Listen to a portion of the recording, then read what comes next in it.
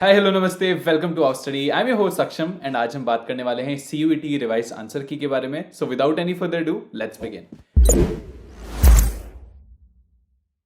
तो अगर आप आते हैं सीयूईटी समर्थ की वेबसाइट पे तो आपको यहाँ पर ये रेड बॉक्स में दिख जाएगा revise provisional answer key of CUET UG 23 are now available.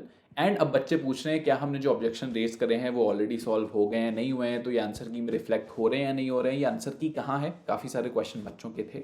उससे पहले मैं आपको बताना चाहता हूँ कि पहले आपकी रिस्पॉन्स शीट आनी बंद हो गई थी ऑब्जेक्शन रेज के टाइम के बाद, बट अब वो फिर से ओपन हो गया है।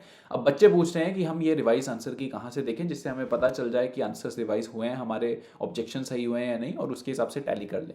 Unfortunately from what I understand, ठीक है, I am not 100% sure on this, but आपके ऑब्जेक्शन रेस होने के टाइम खत्म होने से पहले ही रिवाइज आंसर की चालू हो गई थी। तो ये आपके ऑब्जेक्शन जो रेस करे हैं उसे कंसिडर करके रिवाइज आंसर की नहीं बनाई गई थी। उसके लिए अभी आपका ऑब्जेक्शन का टाइम खत्म हुआ है, उसके बाद जाके वो ऑब्जेक्शन रिव्यू होंगे। रिव्यू होने के बाद वो जो भी करेक्ट होने होंगे हो जाएंगे। अभी के टाइम ये हुआ है कि कुछ आंसर शीट्स में तो बहुत बड़ा ब्लंडर हो रखा था। जैसे I think 22 June evening shift में बिजनेस स्टडीज में 40-50 क्वेश्चन गलत थे 50 में से। सो इन दैट केस ऐसे पेपर, ऐसे शिफ्ट जहां पर बहुत ही ज़्यादा क्वेश्चन गलत थे या फिर गलत आंसर की अपलोड हो गई थी गलती से एनटीए की तरफ से, वहां पर उन्होंने रिवाइज आंसर की को रिलीज करा था। अब वो रिवाइज आंसर की हमें किसी पीडीएफ में नहीं मिली है, क्योंकि अगर आप यहां जाते हैं और इस पीडीएफ को ओपन करते हैं तो ये पीडीएफ तो 29 जून की ही है। वो आपको अपडेट करा गया था जब आप चैलेंज के लिए जाते हैं।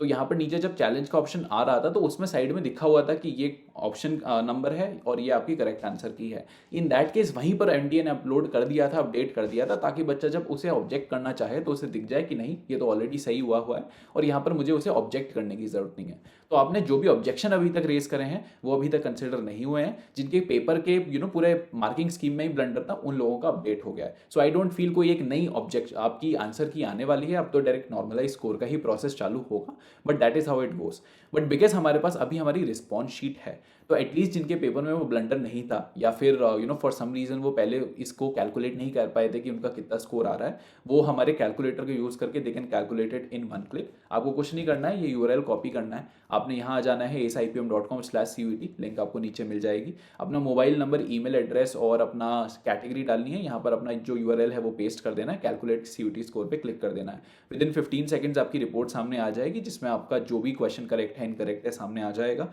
और आप देख सकते हैं, अभी आप चैलेंज तो नहीं कर सकते कौन सा गलत है कौन सा सही है, बट एटलीस्ट आप देख सकते हैं अपने अंडरस्टैंडिंग के लिए कि how did you perform, and उसके बेसिस पे आपको प्रेफरेंस शीट कैसे प्लान करनी चाहिए। So that should be your target as of now.